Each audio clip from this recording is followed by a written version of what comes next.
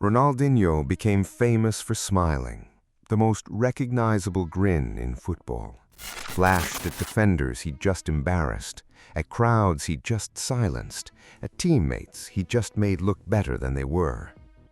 But 32 years after the worst night of his childhood, that same smile would be photographed again, this time from inside a Paraguayan prison cell, sitting beside the one person who'd been there for the first tragedy too.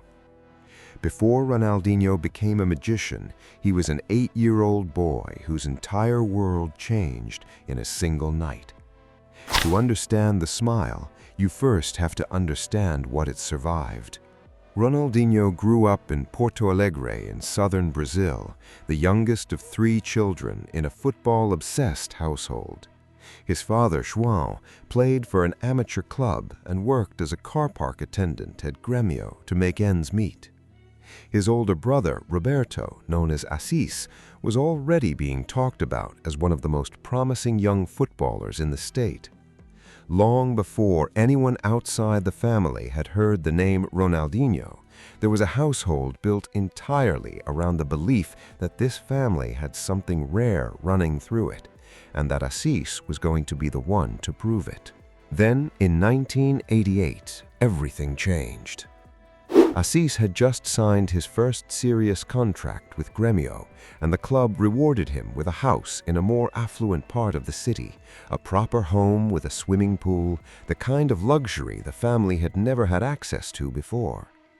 Not long after they moved in, Ronaldinho's father slipped by that same pool, hit his head, and drowned. He was 41 years old. Ronaldinho was 8. It was Assis who found him. This wasn't simply a sad chapter in a footballer's origin story.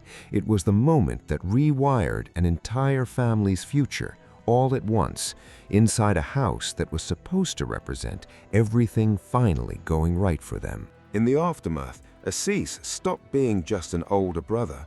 He became the man of the house, the one making decisions, the one holding everything together for a mother and 2 younger siblings who had lost their center overnight. And crucially, Assis was still a footballer himself, still training, still playing, still carrying the family's football dream even as he carried its grief. Could Ronaldinho have become Ronaldinho without a brother who had already been through professional academies, who understood exactly what the sport demanded, and who made it his mission to make sure his little brother got every chance he'd had and more? It's a fair question, and it's difficult to imagine his journey without him. Because what came next wasn't a normal footballing education. Ronaldinho grew up on the streets and futsal courts of Porto Alegre, in tight spaces that punished anyone who couldn't think and move at the same time. He wasn't drilled into a system, he was let loose inside one. By 13, he'd already scored 23 goals in a single youth match, a number so absurd it followed him around for years afterward. He didn't play like a kid trying to follow instructions. He played like someone who had discovered, in the middle of everything his family had lost, that a football pitch was the one place where he still got to be completely free. From there, the world caught up quickly. He broke into Grêmio's first team as a teenager. A move to Paris Saint-Germain followed, then a return home, then the moment that announced him to the entire planet, the 2002 World Cup with Brazil, where a 22-year-old with gapped teeth and an uncontainable grin helped his country win a 5th title. Barcelona came next, and with it, back-to-back FIFA World Player of the Year awards, a Ballon d'Or, a Champions League, and a Copa Libertadores 1 year earlier with Grêmio, a combination no other player in history has completed. That kid from Porto Alegre, the one who'd lost his father in a swimming pool at 8 years old, had become the most entertaining footballer alive. Years later, long after the trophies had slowed and the career had faded into lesser stops, Ronaldinho found himself back in South America, this time in Paraguay, arrested alongside Assis for entering the country on a falsified passport.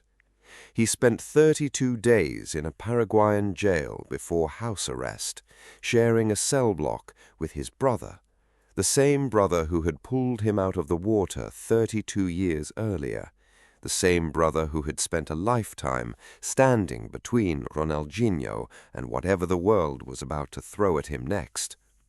Even there, photographed behind bars, the smile came back.